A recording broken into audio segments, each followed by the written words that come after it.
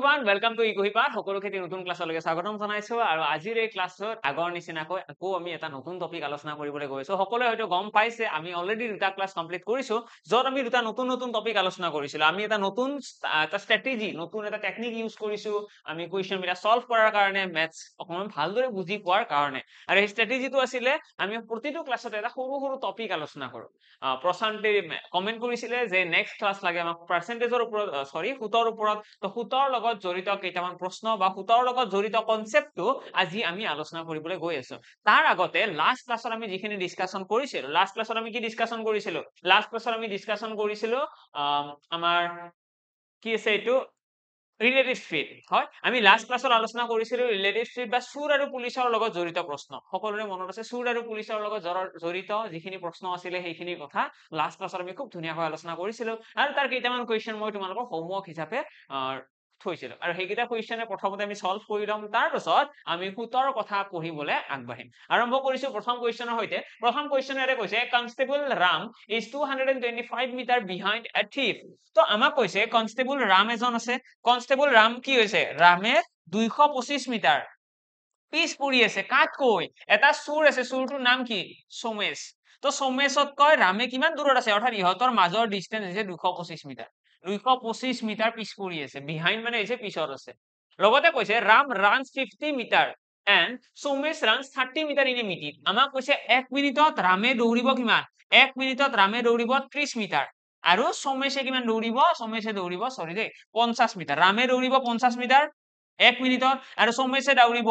30 metre 1 মিনিটৰ এই কোৱেশ্চনটো ন এই কোৱেশ্চন সঁচাকৈ বহুত ধুনীয়া কোৱেশ্চন এই কাৰণে কাৰণ ইয়াতে আমাক কথাখিনি বহুত ধুনীয়াকৈ একদম কমপ্লিকেটেড ওয়েট কৈছে আমাক এটা স্পীড দিয়া নাই আমাক এটা ৰামৰো স্পীড দিয়া নাই সোমেশৰো দিয়া নাই কিন্তু আমাক কৈছে কি ৰামে 50 মিটাৰ দৌৰিব 1 মিনিটত মানে 1 মিনিটত যদি 50 মিটাৰ দৌৰে তাৰ মিনিং হৈছে 50 মিটাৰ পাৰ মিনিট হৈ গল ইয়াৰ স্পীড 50 মিটাৰ পাৰ মিনিট ঠিক তেনেদৰে সোমেশে 30 মিটাৰ দৌৰিছে তো 30 মিটাৰ পাৰ মিনিট হৈ গল সোমেশৰ স্পীড ওকে লগতে আমাক কৈছে what time will the constable ram catch the thief Somesh আমাক কৈছে কিমান সময়ৰ পিছত মানে কিমান সময়ৰ প্ৰয়োজন হ'ব এই সোমেশ চুৰটোক ধৰাৰ কাৰণে তো তাৰ কাৰণে আমি প্ৰথমতে উলিয়াব লাগিব ৰিলেটিভ স্পীড আমি স্পীড গম পাই গলো যে ৰামৰ স্পীড 50 মিটাৰ পাৰ মিনিট সোমেশৰ স্পীড 30 মিটাৰ পাৰ মিনিট ইহতৰ মাজৰ ৰিলেটিভ স্পীড কিমান আহিব 20 মিটাৰ পাৰ মিনিট তো 20 মিটাৰ পাৰ মিনিট হৈ গল আমাৰ ইহতৰ ৰিলেটিভ স্পীড আৰু ৰিলেটিভ স্পীডটো ওলোৱাৰ পাছত আমি এটা কি কৰিব লাগে যে এইটো স্পীডত যদি ইমানখিনি ডিসটেন্স যাব লগা হয় অৰ্থাৎ 225 মিটাৰ হৈছে ডিসটেন্স ডিভাইডেড বাই স্পীড আমি যেতিয়া কৰিম আমি লগে লগে ইয়াতে পাই যাম কিমান সময় লাগিব ক্যালকুলেট কৰিলে দেখিবা ইয়াতে কিমান আহিব 2 ৰে কাটি দিয়া 100 ইয়াতে আহি গল 12.5 আহিব লাগে তো 11.25 আহিব ইয়াতে এটা দশমিক আহিব ন 11.25 আমাৰ आंसर আহিব আশা কৰো ক্লিয়াৰ সকলোৰে ক্লিয়াৰ কাৰণ শূন্যটো কাট কৰি দিলে ইয়াতে এটা দশমিক আহিব তাৰপিছত তোমালোকে এইখিনি কাট কৰি চোৱা 11.25 আমাৰ ফাইনাল आंसर আহিব তো ইমান মিনিট লাগিব ঠিক আছে ইমান মিনিট আৰু এইটো তোমালোকে ইচ্ছা কৰিলে সেকেন্ডলৈকে কনভাৰ্ট কৰিব পাৰিবা ঠিক আছে ওকে তো আমি গম পাই গলো যে সোমেশক ধৰিবলৈ কিমান সময় লাগিব 11 মিনিট 25 11.25 মিনিট সময় লাগিব তো ইয়াতে জাস্ট তোমালোকৰ কনফিউজিং পইণ্ট এটাই আছিল ইয়াতে আমাক ডাইৰেক্টলি স্পীডটো দিয়া নাই আমাক মিনিটৰ কথা কৈ থৈ দিছে তো সেইকাৰণে আমি এইটো স্পীডৰ কনভাৰ্ট কৰিব লাগিব আৰু যদি তোমালোকে ভাবিছা যে এইটো মিটাৰ পাৰ মিনিট কেনেকৈ হ'ল মিটাৰ পাৰ সেকেন্ডে হ'ব লাগিছিল ইয়েস তো মিটাৰ পাৰ সেকেন্ডও আমি বনাব পাৰিলোহেঁতেন কেনেকৈ চোৱা 50 মিটাৰ গৈছে কিমান মিনিটত 50 মিটাৰ গৈছে 50 মিটাৰ গৈছে 60 সেকেন্ডত হয় নে নাই 60 সেকেন্ডত 50 মিটাৰ গৈছে নে নাই 1 মিনিটত 50 মিটাৰ তাৰ মিনিং কি 60 সেকেন্ডত 50 মিটাৰ আৰু ইয়াৰে পৰা যদি আমি 1 সেকেন্ডত উলিয়াব বিচাৰো কি কৰিব লাগিব তো 1 সেকেন্ডত যাব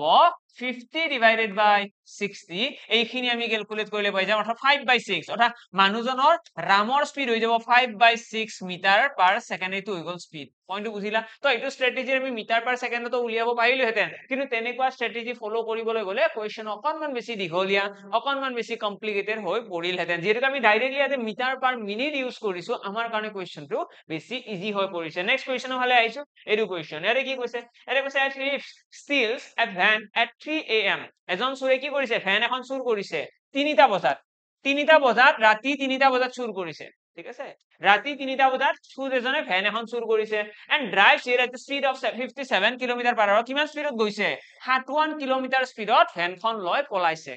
চোৰ এজনে কি কৰিছে 3টা বজাত ভেন এখন কি কৰিছে চুৰ কৰিছে আৰু 57 কিলোমিটাৰ প্ৰতি ঘন্টা স্পীডত কি কৰিছে গাড়ীখন চলাইছে the thief is discovered at 4 am the thief কিমান 4টা বজাত কি হৈছে গম পাইছে 4টা বজাত গম পাইছে যে চোৰজনে গাড়ী চুৰ কৰিছে কাৰণ তাৰে আগতে গমে পোৱা নাই শুই আছিল ন সব মানুহ তেনেকুৱা বুলি ধৰি লোৱা আমাক কৈছে and the owner starts the safe ওনাৰে কি কৰিছে মালিকে কি কৰিছে চোৰজনক ধৰিবৰ কাৰণে বেলেগ এখন গাড়ীৰে 76 কিলোমিটাৰ পাৰ আৱাৰত খেদিছে আৰু এনেকুৱা কোৱেশ্চন আমি লাষ্ট ক্লাছত এটা অলৰেডি কৰিছো আমি কি কৰিব লাগে আমি ইয়াতে চাব লাগে যে কিমান সময় পিছত গম পাইছে 1 ঘন্টা পিছত গম পাইছে ন তো এই 1 ঘন্টাটোত গাড়ীখনে কিমান স্পীডত যাই আছে চুৰজনে তো চুৰজনে গৈ আছে 57 কিলোমিটাৰ পাৰ আৱাৰ স্পীডত অৰ্থাৎ 57 কিলোমিটাৰ চুৰজনে গৈ পাব 1 ঘন্টাত ইমান কিলোমিটাৰ গৈ পাইছে এটা নেক্সট আমি কি কৰিব লাগে আমি চাব লাগিব দুয়োৰে ৰিলেটিভ স্পীড কাৰণ 4টা বজাৰ পিছত মানে 4টা বজাৰ লগে লগে মালিকজনে কি কৰিছে ওনাৰজনেও আন এখন ভেন লৈ পেলাই চুৰটোৰ পিছত খেদিছে আৰু চুৰটো আগবাঢ়ি গৈ আছে চুৰটো আগুৱাই গৈ আছে মালিকজনে খেদি আছে আলটিমেটলি দুয়োজনে মুভ কৰি আছে আৰু দুয়োজনে মুভ কৰি আছে মানে ৰিলেটিভ স্পীড কিমান আহিব এই দুটা স্পীডৰ ডিফাৰেন্স কিমান আহিব এটা আছে 57 এটা আছে 76 মানে ডিফাৰেন্স কিমান আহিব ইয়াতে 7ৰ পৰা 6 গ'ল ইয়াতে থাকি গ'ল 1 দেন আমাৰ সৰি উল্টা হৈ গ'ল ন yes 76 ৰ পৰা মাইনাস কৰা কইলে ইয়াতে থাকি গ'ল 9 দেন ইয়াতে থাকি গ'ল 119 অৰ্থাৎ 19 কিলোমিটাৰ পাৰ আৱাৰ হৈছে ইহতৰ ৰিলেটিভ স্পীড আমি ৰিলেটিভ স্পীড গম পাই গলো এতিয়া আমি এইটো হৈছে ওপৰৰটো হৈছে ডিসটেন্স তলৰটো হৈছে স্পীড তো ডিসটেন্স বাই স্পীড ইকুৱেল কি হয় ডিসটেন্স বাই স্পীড ইকুৱেল হৈছে টাইম মানে এইখিনি আমি ক্যালকুলেট কৰিলে কি পাই যাম আমি ইয়াতে পাই যাম ফাইনালি এনসাৰ যে কিমান সময় পাছত চুৰটোক লগ পাব তো মালিকজনে কিমান সময় পিছত লগ পাব 3 ঘন্টা পিছত বাকি এটা কৈছে what time will he catch the thief আমাক টাইম সুধিছে তো টাইম সুধিছে মানে চোৱা 4টা বজাৰ পৰা মালিকজনে খেদা আৰম্ভ কৰিছে আৰু 4টা বজাৰ পৰা 3 ঘন্টা পিছত চুৰজনক ধৰিব পাৰিব অৰ্থাৎ 5 6 7টা বজাত ৰাতিপুৱা 7 বজাত কি হ'ব চুৰজনক সাকসেসফুলি মালিকজনে ধৰিবলৈ সক্ষম হ'ব আশা কৰো ক্লিয়াৰ সকলোৰে তো কোৱেশ্চন বিলাক যেটা বুজি পোৱা যায় বেছি টাইম নালাগে এনেও ইয়াতে আমি প্ৰথমতে এইখিনি কনসেপ্ট জানিব লাগিব যে যিহেতুকে প্ৰথম 1 ঘন্টাটোত 3টা বজাৰ পৰা 4টা বজালৈকে গমে পোৱা নাছিলে যে গাড়ী এখন চুৰ হৈছে তো সেই কাৰণে সেইখিনি টাইমত চুৰজনে অকলে আগবাঢ়ি গৈ আছে তো সেইটো বস্তু আমি মাইন্ডত ৰাখিব লাগিব তো অকলে আগবাঢ়ি গলে 67 কিলোমিটাৰ গৈ পাব হয় তো 3টাৰ পৰা 4টা লৈকে 1 ঘন্টা 57 কিলোমিটাৰ গৈ পাব কাৰণ সেইটো স্পীড আৰু সেইখিনি ডিসটেন্সে কি কৰিব লাগিব ৰিলেটিভ স্পীডত কভাৰ কৰিব লাগিব দ্যাটস ইট নেক্সট কোৱেশ্চনৰ ফালে আইছো এইটো কোৱেশ্চন এৰে কি কৈছে a thief is spotted by a policeman from a distance of 400 meter এজন পুলিশ এজন আছে পুলিশজনে এটা চুৰ এটা ইয়াতে দেখিছে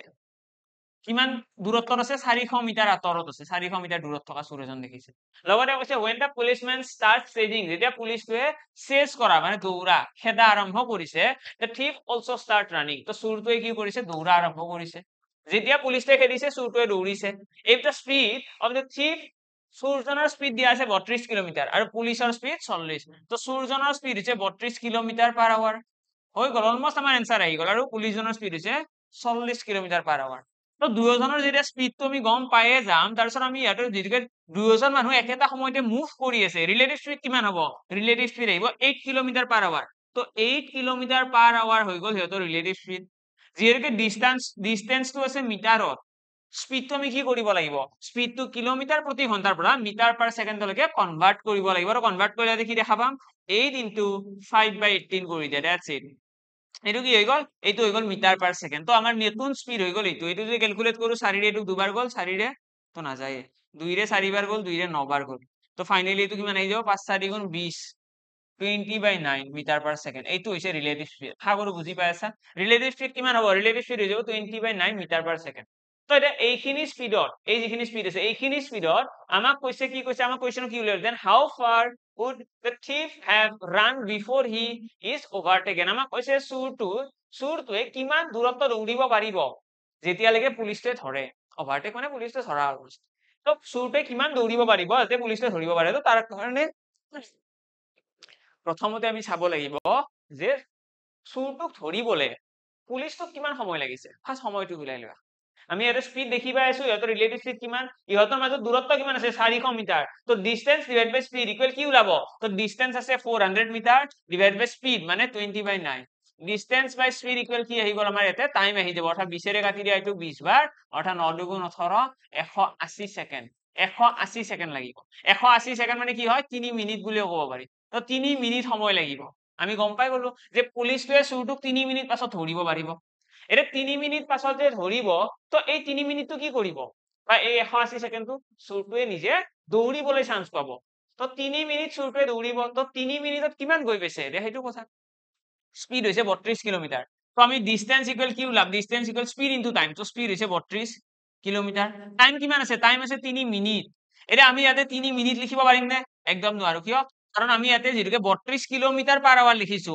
স্পীডটো আমি কিহত লিখিছো কিলোমিটাৰ প্ৰতি ঘন্টা তো টাইমটো আমি ঘন্টাতে লিখিব লাগিব মিনিটক ঘন্টালৈকে কনভাৰ্ট কৰিবলৈ হলে 1/60 এটা মাল্টিপ্লাই কৰিলে হ'ল দ্যাটস ইট এতিয়া এইখিনি ক্যালকুলেট কৰিলে দেখিবা 1/20 আহি গ'ল ইয়াৰে পৰা 0 কাট কৰি দিয়া 2 ৰে কাটিলে কিমান যাব এবাৰ গ'ল দেন তোমাৰ 12 থাকি গ'ল 2 6 গুণ 12 1.6 কিলোমিটাৰ তো 1.6 কিলোমিটাৰ বা 1600 মিটাৰ তো 1600 মিটাৰ বা 1.6 কিলোমিটাৰ কি হ'ব ডিসটেন্স কভাৰ কৰিব ঠিক আছে এইটোৱে তো আমাক কৈছে চুৰটোৱে কিমান দূৰত্ব দৌৰিব পাৰিব তো আমি প্ৰথমতে কি কৰিছো মই অকমান ব্ৰেকডাউন কৰি দিছো কোৱেশ্চনটো প্ৰথমতে আমি চাইছো যে পুলিচটোৱে চুৰটোক ধৰিবলে কিমান সময় লাগিব পুলিচটোৱে যেতিয়া দৌৰা আৰম্ভ কৰিছে তাৰ পিছত চুৰটোক ধৰিবলে কিমান সময় লাগিব আৰু যেতিয়া আমি গম পাম যে ইমান সময় লাগিব এটা সময় কিমান লাগিছে 3 মিনিট যেতিয়া সময় গম পালো যে 3 মিনিট পাছত ধৰিব তো এই 3 মিনিটটো কি হ'ব চুৰটোৱে দৌৰিছে তো 3 মিনিটত চুৰটোৱে কিমান গৈ পাব স্পীড আছে এইটো টাইম হলে এইটো তো স্পীড ইনটু টাইম অলপমান আমি মেনিপুলেট কৰিব লগা এই কাৰণে হৈছে কাৰণ ইউনিট বিলাক ডিফাৰেন্ট আছিলে এৰে আমি 3 মিনিট আৰু 32 কিলোমিটাৰ পাৰ আৱাৰ লিখিব নোৱাৰো আমি যেতিয়া ইয়াতে টাইম স্পীড এন্ড ডিসটেন্সৰ ফৰ্মুলাটো ইউজ কৰো আমি তো ইউনিট এটা মিলাকৈ ৰাখিব লাগে অৰ্থাৎ এটা যদি কিলোমিটাৰ প্ৰতি ঘন্টাৰ আছে সময়টো ঘন্টাৰ আহিব হয় ওকে নেক্সট আইছো নেক্সট কোৱেশ্চনৰ ফালে নেক্সট কোৱেশ্চনত কি আছে চোৱা এৰে কি কৈছে এৰে কৈছে a thief is noticed by a policeman same question নেকি অলমোস্ট সিমিলাৰ কাইন্ড অফ কোৱেশ্চন আশা কৰো তোমালোকৰ এনসাৰ আহিছে এৰে কৈছে a thief নোটিস কৰা হৈছে পুলিচমেনক কিমান ডিসটেন্সত আছে তো মই ইয়াতে লিখি দিলো এইজন আছে পুলিচ আৰু এইজন ইয়াতে আছে thief তো ডিসটেন্স আছে মাজত 200 মিটাৰ তাৰপিছত কি কৈছে the thief starts running as soon as he is noticed তো যেতিয়াৰ পৰা পুলিচটোৱে দেখা পাইছে তেতিয়াৰ পৰা যেতিয়া চুৰটোৱে দেখা পালে যে পুলিচ এটা মোৰ পিছফালে আছে তো চুৰজনে দৌৰা আৰম্ভ কৰিছে and the policeman says him simultaneously তো দুয়ো দৌৰি আছে এজনে আনজনক দেখি পেলাই দুয়োতে দৌৰি আছে লগতে আমাক কি কৈছে the thief and the policeman run at the speed of 10 kilometer and 11 kilometer মানে চুৰজনৰ স্পীড 10 কিলোমিটাৰ প্ৰতি ঘন্টা 10 কিলোমিটাৰ প্ৰতি ঘন্টা আৰু পুলিচজনৰ স্পীড হৈছে 11 কিলোমিটাৰ প্ৰতি ঘন্টা আৰু ইয়াৰে পৰা আমি ৰিলেটিভ স্পীড গম পালোৱে আমি ইয়াৰে পৰা ইচ্ছা কৰিলে ৰিলেটিভ স্পীড এতিয়াই ক'ব পৰা হৈ গৈছো kilometre per hour relative speed কিমান হ'ব গ্যাপ কিমান আছে 1 কিলোমিটাৰ ন তো 1 কিলোমিটাৰ পাৰ আৱাৰ হৈ গ'ল ৰিলেটিভ স্পীড লগতে আমাক কি কৈছে what is the distance between them after 6 minutes policeman start আচ্ছা আমাক কৈছে যদিহে ইহতে এতিয়া পুলিচটোৱে যদি এনেকৈ দৌৰি থাকে চুৰটো খেদি থাকে 6 মিনিট পাছত ইহতৰ মাজত ডিসটেন্স কিমান তো চোৱা পুলিচজনৰ আৰু চুৰজনৰ ৰিলেটিভ স্পীড হৈছে 1 কিলোমিটাৰ পাৰ আৱাৰ এইটো হৈছে ৰিলেটিভ স্পীড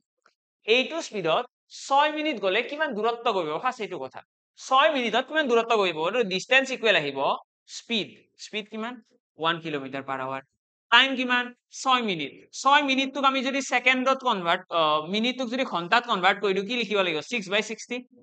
আমি যিকোনো এটা সময়ত মিনিটৰ পৰা ঘন্টাত কনভাৰ্ট কৰিবলৈ হলে 60 ৰে হৰণ কৰিব লাগে আৰু এইখিনি ক্যালকুলেট কৰিলে তোমালোকে দেখিবা 0.1 কিলোমিটাৰ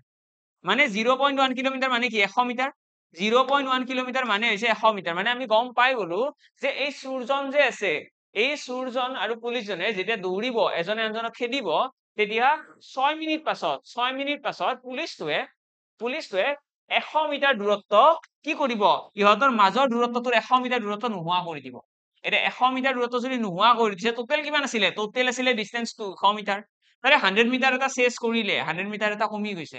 মানে এটা কিমান আৰু বাকি আছে আকৌ 100 মিটাৰ বাকি আছে আমাক হেতুৱে সুধিছে যে what is the distance between them what is the distance between them ইহতৰ মাজৰ দূৰত্ব কিমান তো ইহতৰ মাজৰ দূৰত্ব আৰু 100 মিটাৰে হ'ব আৰু যদি কোনোবাই কোৱেশ্চন কৰিলে যে আৰু কিমান মিনিট দৌৰিব লাগিব যে পুলিচে চুৰটোক ধৰিব পাৰে আমি কি উত্তৰ দিম আৰু 6 মিনিট দৌৰিব লাগে কাৰণ 6 মিনিটৰ 100 মিটাৰ নোহোৱা হৈছে আৰু 6 মিনিটৰ আৰু 100 মিটাৰ নোহোৱা হ'ব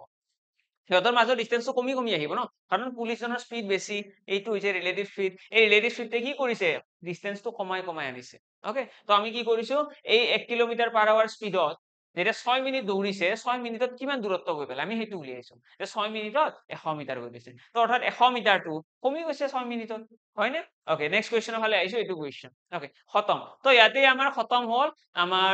যিটো থিফ এণ্ড পুলিচৰ লগত ৰিলেটেড কনসেপ্ট আছিলে সেইটো কনসেপ্ট আমি লাষ্ট ক্লাছত আৰম্ভ কৰিছিলো এইকেইটা কুৱেশ্যন হোমৱৰ্ক আছিলে আৰু হোমৱৰ্ক কেইটা আমি আজি আলোচনা কৰিলো আমি ক্লাছখিনি এনেকুৱা এটা স্মুথলি কৰিবলৈ ট্ৰাই কৰি আছো যাতে আমি যিকোনো টপিক এটা কৰিছো সেইটো টপিকৰ তোমালোকৰ ওচৰত কেইটামান হোমৱৰ্ক থাকে আৰু সেইখিনি বস্তু নিজৰ ফালৰ পৰা তোমালোকে পঢ়িব পাৰা আৰু তাৰ পাছত নেক্সট ক্লাছত তোমালোকে যেতিয়া এটেম্প কৰিবা নেক্সট ক্লাছটো চালে তাতে তোমালোকৰ প্ৰথমতে হোমৱৰ্ক খিনি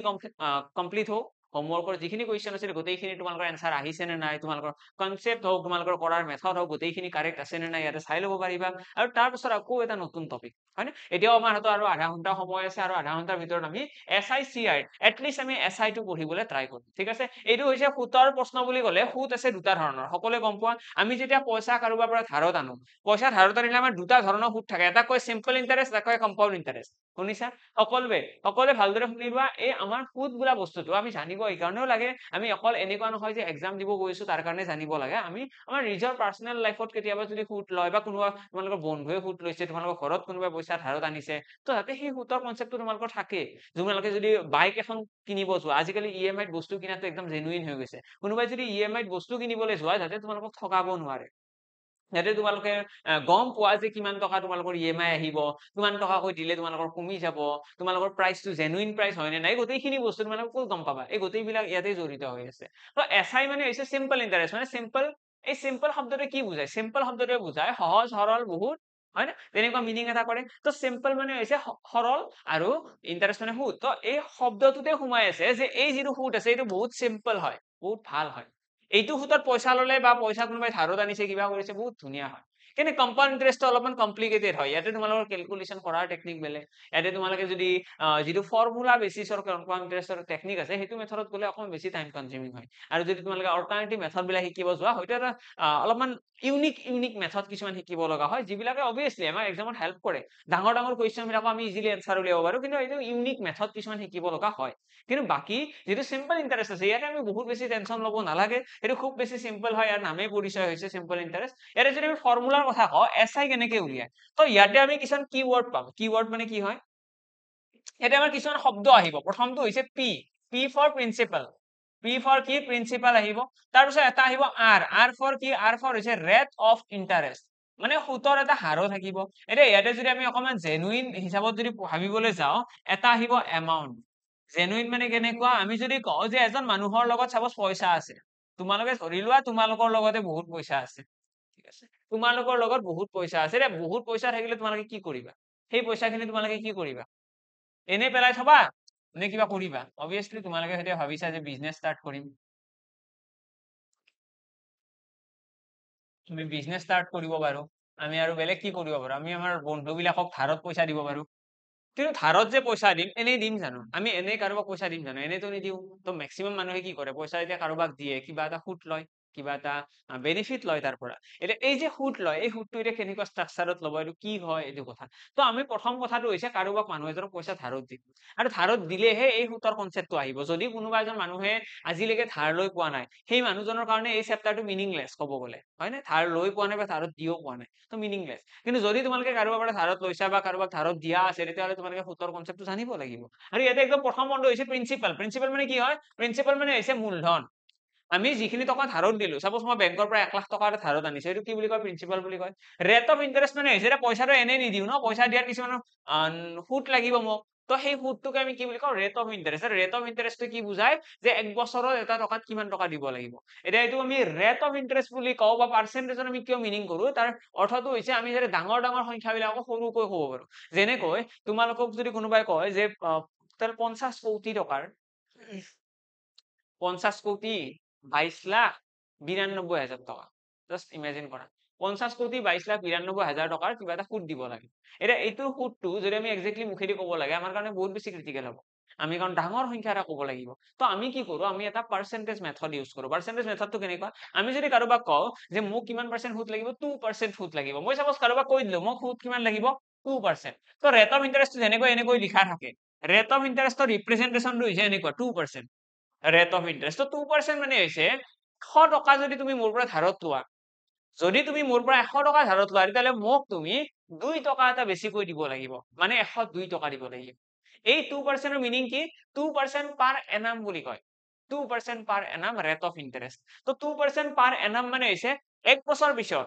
1 বছৰ পাছত তুমি যদি মোৰ পৰা 100 টকা ধাৰত লৈছা তেতিয়ালে মোক তুমি 102 টকা দিব লাগিব ক্লিয়াৰ যদি কোনোবাই কয় যে 100 টকা ধাৰত ললে বুজিলো যে আফটাৰ 1 ইয়াৰ মই 102 টকা দিব লাগিব যদি মই 6 মাহ পিছত ঘূৰাই দিও তো 6 মাহ পিছত ঘূৰাই দিলে 1 টকা সুদ দিলে হ'ল চোৱা 1 বছৰতে 2 টকা সুদ আধা বছৰত কিমান হ'ব আধা টকা সুদ সুদও আধা হৈ যাব ন তো সেই কাৰণে যদি 6 বছৰ পাছৰ সুদটো ঘূৰাই দিয়া হয় তেলে এইটো হ'ব 101 টকা এইটো হৈছে 6 মান্থস তো 6 মাহৰ পাছত কি হ'ব 6 মাহৰ পাছত হৈ যাব 101 টকা আৰু আফটাৰ 12 মান্থস কি হ'ব 12 মাহৰ পাছত 12 মাহৰ পাছত আমাৰ হৈ যাব 102 টকা আশা কৰো ক্লিয়াৰ সকলোৱে গম পালে যে 100 টকা আছিলে আমাৰ মূলধন প্ৰিন্সিপাল আছিলে আৰু সেই 100 টকাটো কি হৈছে 2% ৰেট অফ ইন্টাৰেস্ট বুলি কৈছে 2% ৰেট অফ ইন্টাৰেস্ট মানে কি হয় মানে আমাক যদি মিনিংটো কও এক্সামত আমাক জেনাৰেলি কয় 1 বছৰত 2% 1 বছৰত 2% মানে 100 টকাটো 102 টকা হ'ব যদি কোনোবাই 1 বছৰত লৈকে নাযায় সাপোজ 1 বছৰৰ পিছত দিয়া কথা আছিলে পইচাটো কিন্তু 6 মাহ পাছতে ঘূৰাই দিলে তাৰ মিনিংটো হৈছে সুতো আধা হৈ যাব বুজি পালা এতিয়া মই যদি কও তোমালোকক যে এজন মানুহে 12% সুতৰ হাৰত টকা ধাৰত লৈছে এজন মানুহে 12% বছৰি সুতৰ হাৰত টকা ধাৰত লৈছে এতিয়া 12% হাৰত টকা লৈছে মানে 12 মাহত 12% সুদ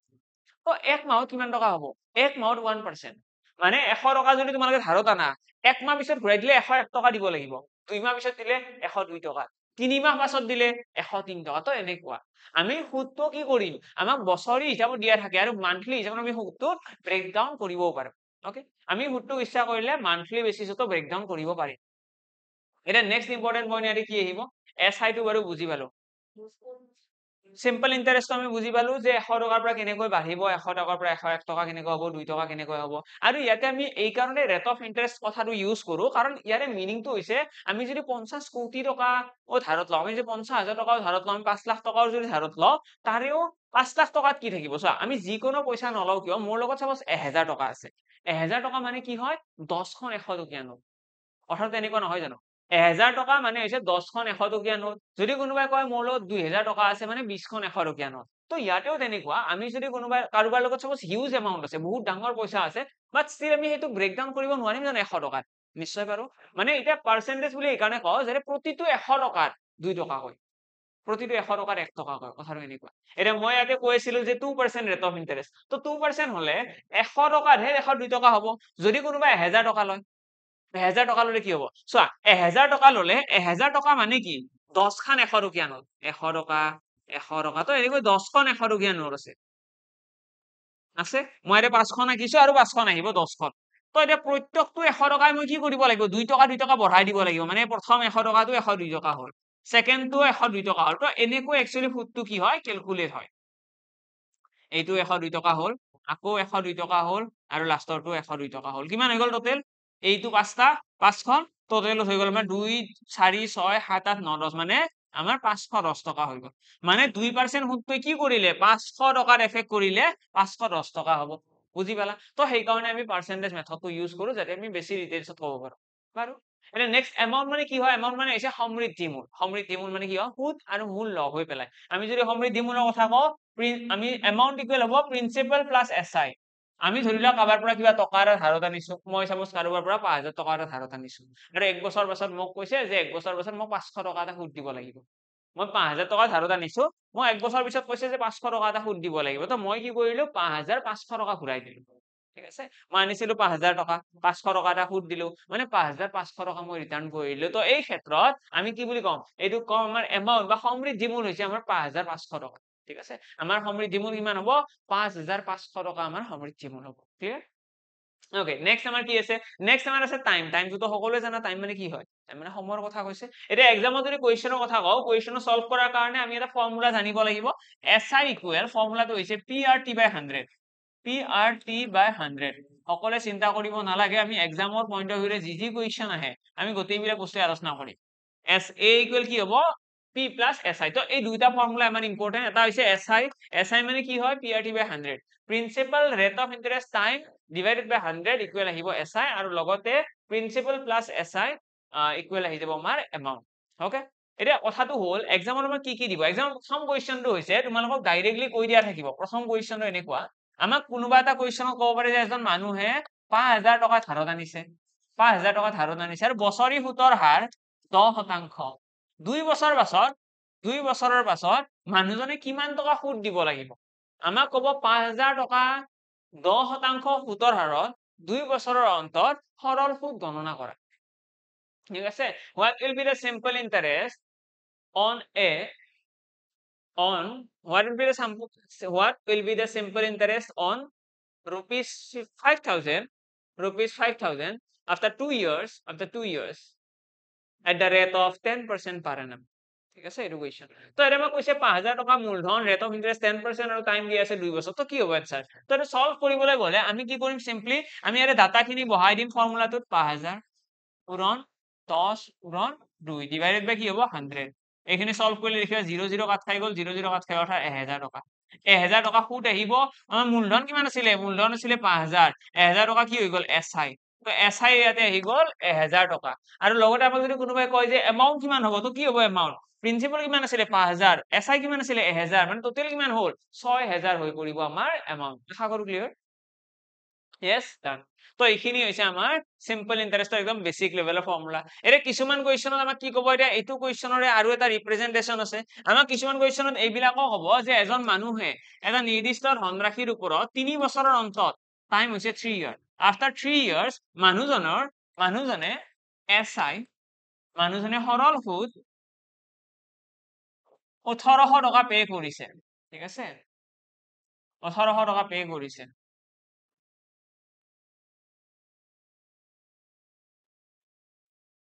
এইটো কোৱেশ্চন আহিব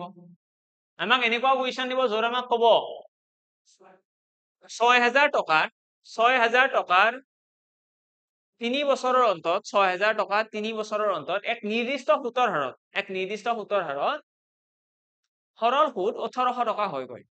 সৰল সুদ 1800 টকা হৈছে এটা আমাক কোৱেশ্চন কৰিছে ৰেট অফ ইন্টাৰেস্ট কি হ'ব আৰ কিমান হ'ব তো ৰেট অফ ইন্টাৰেস্ট আমাক উলিয়াব দিছে কিছুমান কোৱেশ্চন মানে মই এইটো ক'ব বিচাৰিছো যে আমাক সদায় এনেকুৱা নহয় যে প্ৰিন্সিপাল ৰেট অফ ইন্টাৰেস্ট আৰু টাইম দিয়া থাকিব কিছুমান কোৱেশ্চনত ৰেট অফ ইন্টাৰেস্টটো দিয়া নাথাকে বাকি দুটা দিয়া থাকিব এসআইও দিয়া থাকিব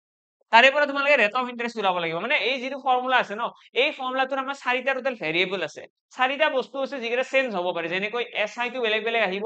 প্ৰতিটো কোৱেশ্চনতে এসআই বেলেগ বেলেগ আহিব কিছুমান কোৱেশ্চনত প্ৰিন্সিপাল বেলেগ হ'ব মানে প্ৰতিজন মানুহে লোৱা টকাৰ ধাৰ বেলেগ বেলেগ এনেকুৱাটো নহয় ন যে প্ৰতিটো কোৱেশ্চনতে আমাক ক'ব যে এজন মানুহে 5000 টকা ধাৰত আনিছে 5000 টকা আনিছে তেনেকুৱাটো নহয় কিছুমান কোৱেশ্চন ক'ব 5000 ধাৰত আনা বুলি কিছুমান কোৱেশ্চন ক'ব 10000 ধাৰত আনিছে ক'বাত 6000 7000 তো প্ৰিন্সিপালটো বেলেগ বেলেগ বস্তু ঠিক তেনেদৰে ৰেট অফ ইন্টাৰেস্টটো বেলেগ বেলেগ সুতৰ হাৰ বেলেগ বেলেগ আমি যদি কোনোবা এসবিআই বেংকত পইচা লবলৈ যাওঁ তাৰ সুতৰ হাৰ বেলেগ আমি যদি এসবিআই বেংকত নলবে বেলেগ এটা বেংকত যাওঁ তাত বেলেগ হয় আমি যদি আৰু বেলেগ এটা বেংকত যাওঁ তাত আৰু বেলেগ হয় নে প্ৰতিটো বেংকতে বেলেগ বেলেগ হয় ৰেট অফ ইন্টাৰেস্ট টাইম কি হয় টাইমও বেলেগ বেলেগ এনেকুৱা নহয় যে টাইমটো সকলোতে একে থাকিব কিছুমান মানুহে টকা ধাৰত ল'ব 2 বছৰৰ কাৰণে কোনোবা মানুহে 1 বছৰৰ কাৰণে ল'ব কোনোবা আকৌ বহুত বছৰৰ কাৰণে ল'ব 10 বছৰৰ কাৰণে ল'ব 20 বছৰৰ কাৰণে ল'ব তো টাইমটো কি হয় টাইমটো আমাৰ বেলেগ বেলেগ হয় ঠিক আছে তো টাইমটো আমি বেলেগ বেলেগ ক'ব পাৰো তো principal rate of interest time আৰু এসআই চাৰিটা বেলেগ বেলেগ এটা এক্সামত কি হয় এই চাৰিটা ভেৰিয়েবলৰ এই চাৰিটা যিকেইটা ভেৰিয়েবল আছে এই চাৰিটা ভেৰিয়েবলৰ কোনোবা তিনিটা দিয়া থাকিব যেনেকৈ এইটো কোৱেশ্চনত আমাক পিআৰটি দিয়া আছিলে এসআই উলিয়াব দিছে কিছুমান কোৱেশ্চনত কি হ'ব নেক্সট আমি স্টাইলত দেখি পাইছো টাইম দিয়া আছে এসআই দিয়া আছে পি দিয়া আছে আর উলিয়াব দিছে মানে আমাক তিনিটা ভেৰিয়েবল দি দিছে কিন্তু আমাক এবাৰ আৰ উলিয়াব দিছে তো আমি ফৰ্মুলাটো কি লিখিম এসআই ইকুৱেল পিআৰটি বাই 100 এইটো হৈছে ফৰ্মুলা এতিয়া ইয়াৰ আমাক তিনিটা ডাটা দিয়া আছে কোন কোন দিয়া আছে এসআই দিয়া আছে 1800 এসআই 1800 মানে সৰল সুদ 1800 টকা প্ৰিন্সিপাল দিয়া আছে আমাৰ 6000 টকা আৰ আমি নাজানো টাইম কিমান দিয়া আছে টাইম দিয়া আছে আমাৰ 3 বছৰ ডিভাইডেড বাই 100 এইখিনি সলভ কৰিবলৈ গ'লে 0000 কাট খাই গ'ল এটা 0 এটা কাট খাই গ'ল 6 ৰে এইটো কাটিলে 6 3 গুণ কিমান 6 আৰু 3 গুণ 18 18 ৰে এইটো কাটিলে 18 10 গুণ 180 মানে ফাইনালি আমি r ইকুৱেল পাই গ'লো 10% মানে ৰেট অফ ইন্টাৰেস্ট কি হয় তো ৰেট অফ ইন্টাৰেস্ট আহি গ'ল ইয়াতে 10% আশা কৰো ক্লিয়াৰ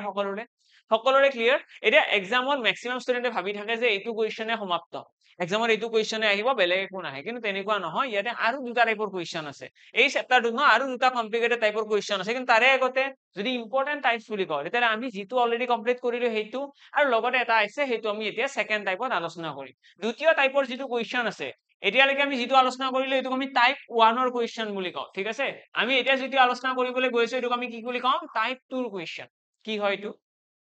এই টাইপ 2 ৰ যিটো কুৱেশ্যন আছে টাইপ 2 ৰ কুৱেশ্যনটোত ইয়াতে আমাক কোৱা থাকিব যে এজন মানুহে এটা টকা এটা ধাৰত লৈছে ঠিক আছে এজন মানুহে টকা এটা ধাৰত লৈছে আৰু 5 বছৰ পাছত মানুহজনে 1500 টকা কি কৰিছে এমাউন্ট হিচাপে উভতাই দিছে ঠিক তেনেদৰে 12 বছৰ পাছত সেই মানুহজনে 2200 টকা উভতাই দিব লগা হৈছে তো আমাক কব যে এজন মানুহে এটা টকা এটা ধাৰত আনিছে কিমান টকা আনিছে আমাক নকয় দেই আমাক এক্সামত কি কব ভালদৰে শুনি ল'ব আমাক এক্সামত কব এজন মানুহে কিবা এটা টকা ধাৰত আনিছে কিবা এটা টকা ধাৰত আনিছে আৰু সেই টকাখিনি কি কৰিছে 5 বছৰ পাছত 1500 টকা কৰি পেলাই ঘূৰাই দিছে 5 বছৰ পিছত 1500 টকা বনাই পেলাই ঘূৰাই দিছে টোটেল কিমান টকা দিছে 5 বছৰ পিছত আমাক এমাউন্টস বুলি কয় সমৃদ্ধি মূল 1500 টকা 5 বছৰ পিছত 1500 টকা দি পেলাই মোক গোটেইখিনি পইচা ঘূৰাই দিছে আৰু লগতে 12 বছৰ পিছত 2200 টকা ঘূৰাই দিছে এতিয়া আমাক কুৱেশ্যনটো কৰিব যে মানুহজনৰ মূলধন কিমান আছিল মানে কিমান টকা মানুহজনে ধাৰত আনিছিল আৰু লগতে কব যে মানুহজনৰ সুতৰ হাৰ কিমান ৰেট অফ ইন্টাৰেষ্ট কিমান টকা সুতৰ হাৰত আনিছিল তো আমাক এই দুটা কুৱেশ্যন আমাক এক্সামৰ সুধিব পাৰে প্ৰিন্সিপাল সুধিব পাৰে ৰেট অফ ইন্টাৰেষ্ট আমাক সুধিব পাৰে তো কেনেকৈ এনসাৰটো উলিয়াম প্ৰথম কথাটো হৈছে তোমালোকে মনত ৰাখিব লাগে এই যিটো সৰল সুত আছে আমাৰ বাৰু এই সৰল সুতৰ কম্পাউণ্ড ইন্টাৰেষ্ট এটা ক্লাছতে সম্পূৰ্ণ নহয় আমি আৰু কৰিব লাগিব তো বৰ্তমানৰ কাৰণে আজিৰ ক্লাছত আমি এই দুটা টাইপৰ কুৱেশ্যন কমপ্লিট কৰাটো বহুতখিনি মানে আমি কব পাৰো যে বহুতখিনি আমাৰ কমপ্লিট হল তাৰপিছত আমি আকৌ নেক্সট এটা ক্লাছ কৰিব লাগিব য'ত আমি সিম্পল ইন্টাৰেষ্টৰ কথা আলোচনা কৰিম তাৰপিছত আকৌ এটা ক্লাছ কৰিম য'ত আমি কম্পাউণ্ড ইন্টাৰেষ্টৰ কথা আলোচনা কৰিম আমাৰ সিৰিজ লাগিব ন গোটেইখিনি বস্তু এটা ক্লাছতো কমপ্লিট নহব তো আমি নিশ্চয় কন্টিনিউ কৰিম তো বৰ্তমানৰ কাৰণে আমি কি কৰিম যদি এনেকুৱা টাইপৰ কুৱেশ্যন আহে য'ত এজন মানুহৰ 5 বছৰ পাছত ইমান টকা ঘূৰাই দিছে 12 বছৰ পাছত ইমান টকা ঘূৰাই দিছে আৰু ইয়াৰে পৰা আমাক প্ৰিন্সিপাল উলিয়াব দিছে বা ৰেট অফ ইন্টাৰেষ্ট উলিয়াব দিছে তো আমি প্ৰথমতে কি কৰিব লাগিব ইয়াতে আমি চাব লাগিব এই যে আমাক দিয়া আছে টাইমৰ ডিফাৰেন্স আৰু লগতে আমি চাব লাগিব টকাৰ ডিফাৰেন্স মানে ইয়াতে আমি যদি মন কৰো আমি দেখা পাম যে ইয়াতে 5 বছৰ আছিল আগতে এতিয়া 12 বছৰ হৈছে মানে কিমান হল 7 বছৰ এটাৰ ডিফাৰেন্স এটা আহিছে আৰু এই 7 বছৰ ডিফাৰেন্সটো কাৰ সমান হ'ব 1500 আৰু 2200 আমি যদি ডিফাৰেন্স চাও 700 টকাৰ সমান হ'ব ঠিক আছে মানে আমি ক'ব পাৰিম যে 7 বছৰ সমান কি হ'ব 7 বছৰ সমান হৈ যাব 700 আৰু ইয়াৰে পৰা 1 বছৰ সমান কি পাই গলো 1 বছৰ সমান পাই গলো 100 টকা আমি এইটো স্ট্ৰেটেজি লগাই পেলাই আমি গম পাম যে এবছৰত কিমান টকা সুদ আহিছে কিয়নো আমি সকলোৱে জানো সৰল সুতৰ এটা স্পেচিফিকেশন আছে কি স্পেচিফিকেশন সৰল সুতৰ সকলোকৈ ডাঙৰ এডভান্টেজ বা মই কৈ আছিলো ন সৰল সুত মানে কি সিম্পল সৰল সহজ আৰু সহজ মানেই হৈছে কি প্ৰতি বছৰে সেম থাকে ই নিজকে বেছি কমপ্লিকেটেড নকৰে মানে 1 বছৰ পিছত তোমালোকে যিমান টকা সুদ দিবা 2 বছৰ পিছতো সিমানেই দিবা তো কথাটো এনেকুৱা যদি মই কোনোবা এজন মানুহৰ পৰা কিবা টকা ধাৰত আনিছো আৰু 1 বছৰ পিছত মই 2000 টকা সুদ দিছো 1 বছৰ পিছত 2000 টকা সুদ দিছো মানে 2 বছৰ পিছতো 2000 দিম মানে কিমান হ'ব প্ৰথম বছৰত 2000 সেকেন্ড ইয়াৰত 2000 4000 টকা হ'ল বুজি পালা থাৰ্ড ইয়াৰ দিলে আৰু 2000 মানে মই পইচাটো যিমানে দেৰিকৈ দিম সুদটো বাঢ়ি গৈ থাকিব কিন্তু 2000 কৈ বাঢ়িব এনেকুৱা নহয় যে কিবা বেছিকৈ বাঢ়িব যে প্ৰথম বছৰত 2000 টকা সুদ আছিল সেকেন্ড ইয়াৰত বোলে কৈ দিলে 2500 টকা এইবাৰ দিয়া এইবাৰ 2500 টকা সুদ দিয়া যেনেকৈ ৰুম ভাড়া আমাৰ আমি যদি প্ৰথম মাহতে 1000 টকা 6000 5000 টকা ভাড়া দিছো সেকেন্ড মাহতো 5000 দিও থাৰ্ড মাহতো 5000 দিও সুদটো তেনেকুৱা মানে সৰল সুদটো কেনেকুৱা প্ৰতি মাহত সেম মানে কিন্তু চেঞ্জ নহয় প্ৰতি মাহ মানে প্ৰতি বছৰত সেম ওকে তো ইয়াতে আমি দেখি পাই আছো 7 বছৰ আছে সময়ৰ ডিফাৰেন্স আৰু এই 5 বছৰৰ পৰা 7 বছৰলৈকে এই যে টকাখিনি বাঢ়িছে কিয় বাঢ়িছে চোৱা 5 বছৰ পিছত এইটো আছিল সমৃদ্ধি মূল 12 বছৰৰ পিছত এইটো সমৃদ্ধি মূল এই যে টকাখিনিৰ ডিফাৰেন্সটো আহিছে কিয় আহিছে কাৰণ পইচাটো বাঢ়ি বাঢ়ি গৈ আছে কিয় সুতৰ কাৰণে মানে 7 বছৰত 700 টকা বাঢ়িছে এতিয়া 7 বছৰত যদি 700 টকা বাঢ়িছে মানে 1 বছৰত কিমান বাঢ়িব 100 টকা বাঢ়িব আমি যেতিয়া গম পাই গলো যে 1 বছৰত 100 টকা বাঢ়িব ঠিক তেনেদৰে 5 বছৰত কিমান বাঢ়িব 5 বছৰত সৰল সুদ আহিব কিমান টকা 1 বছৰত যদি 100 টকা হয় 5 বছৰত 500 টকা হ'ব 1 বছৰত যদি 100 টকা হয় 5 বছৰত কি হ'ব 5টা পূৰণ কৰি দিয়া ইয়াতে তো আমি গম পাই গলো 5 বছৰত আহিব 500 টকা সুদ মানে ইয়াতে যিখিনি টকা আছে 1500 টকা এইটো কি হয় এইটো হৈছে প্ৰিন্সিপাল প্লাস এসআই মানে সুদ যোগ মূল সুদ আৰু মূল লগ হৈ পেলাই 1500 যদি 1500 টকা সুদ মূল হয় তাৰে পৰা 500 টকাটো কি 500 টকাটো সুদ তো 500 টকাটো বিয়োগ কৰি দিয়াচোন 1500 পৰা 500 টকা বিয়োগ কৰিলে 1000 থাকিব তো 1000 হৈ গল আমাৰ ইয়াতে প্ৰিন্সিপাল বুজি পালা সকলোৱে যে প্ৰিন্সিপাল কেনেকৈ উলিয়ায় তো 1000 টকা হৈ গল প্ৰিন্সিপাল এতিয়া আমাক উলিয়াব দিছে ৰেট অফ ইন্টাৰেষ্ট তো ৰেট অফ ইন্টাৰেষ্ট উলিয়াবৰ কাৰণে আমি কি কৰিব পাৰিম আমি এসআই ফৰ্মুলাটো ইয়াতে লগাব পাৰিম এসআই ফৰ্মুলাটো লগালে কি হ'ব ইয়াতে মই সাইডত কৈ দিছো ইয়াতে যদি আমি এসআই ফৰ্মুলাটো লগাই দিও এসআই ইকুৱেল কি হয় PRT/100 প্ৰিন্সিপাল আহিছে ইয়াতে 1000 টকা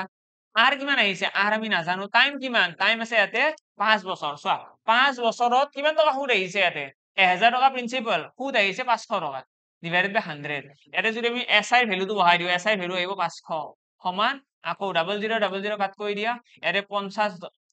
5 10 গুণ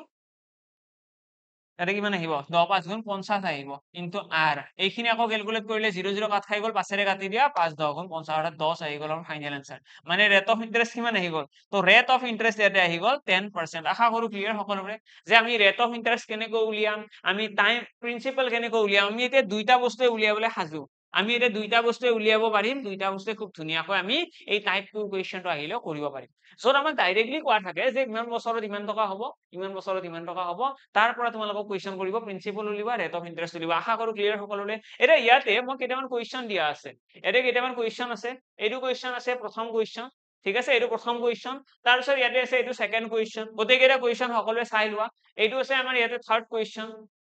আৰু আছে নে ইয়েস আৰু এটা আছে ফোৰ্থ কোৱেশ্চন ইয়াতে এটা আছে 5 নম্বৰ ওকে পাঁচটা কোৱেশ্চন আছে তো মই গোটেইকেইটা কোৱেশ্চন তোমালোকক দেখাই দিলো এতিয়া এইকেইটা কোৱেশ্চন মই দিয়াৰ ৰিজনটো হৈছে সিম্পল ইন্টাৰেস্ট চেপ্টাৰটো হয়তো বহুত এনেকুৱা ষ্টুডেন্ট আছে যোনে ভাবে বহুত বেছি ইজি হয়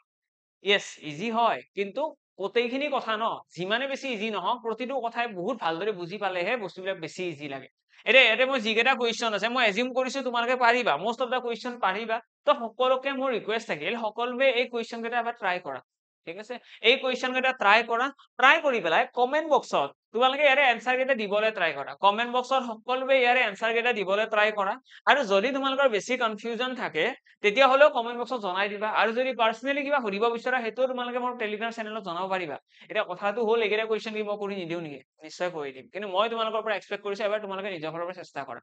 নেক্সট ক্লাস আমি যেতিয়া কৰিম প্ৰথমতে আমি একেটা কুৱেশ্যন ট্ৰাই কৰিম আৰু লগতে সিম্পল ইন্টাৰেস্টৰ বাকি যি দুটা টাইপৰ কুৱেশ্যন আছে আৰু দুটা টাইপৰ কুৱেশ্যন আছে আমি সেইখিনি আলোচনা কৰিম যেতিয়া গোটেইখিনি বস্তু ভালদৰে বুজি পোৱা যায় তাৰ পিছত আমাৰ গোটেইকেইটা কুৱেশ্যন ইজিয়ে লাগিব কিন্তু বৰ্তমানৰ মানে যি দুটা টাইপৰ কুৱেশ্যন কৰিলো সেই দুটা নলেজ লৈও তোমালোকে এই কুৱেশ্যন খিনি কৰিব পাৰিবা তো সেইকাৰণে এবাৰ চেষ্টা কৰা সকলোৱে চেষ্টা কৰা এটা এলিগেশ্যন মেথডৰো আছে বেলেগ বেলেগ ইন্টাৰেস্ট যেতিয়া পইচা ইনভেস্ট কৰা হয় ওভাৰঅল পাৰ্সেন্টেজ দিয়া থাকিলে কোনটো টকা ক'ত ইনভেস্ট কৰিছে তেনেকুৱা ধৰণৰ এটা কুৱেশ্যন আছে সেইটো কুৱেশ্যন আমি ট্ৰাই কৰিম একদম চিন্তা কৰিব নালাগে যিহেতুকে আৰম্ভ কৰিছো সুতৰ লগত জড়িত যিমান কথা আছে সিম্পল ইন্টাৰেস্ট হওক কম্পাউণ্ড ইন্টাৰেস্ট হওক গোটেইখিনি কথাই আমি কমপ্লিট কৰিম তো বিন্দাস তোমালোকে নিজৰ ফালৰ পৰা ইয়াতে থকা কুৱেশ্যন কেইটা ট্ৰাই কৰা যিখিনি নোটছ ইয়াতে বনোৱা দেখিছা যিখিনি ক্লাছ কৰালো এইখিনি নোট ডাউন কৰিবা ভালদৰে গোটেইখিনি বস্তুৱে আৰু লগ পাম সকলোকে নেক্সট ক্লাছত আজি ক্লাছটো ইয়াতে সামৰিছো thank you and bye by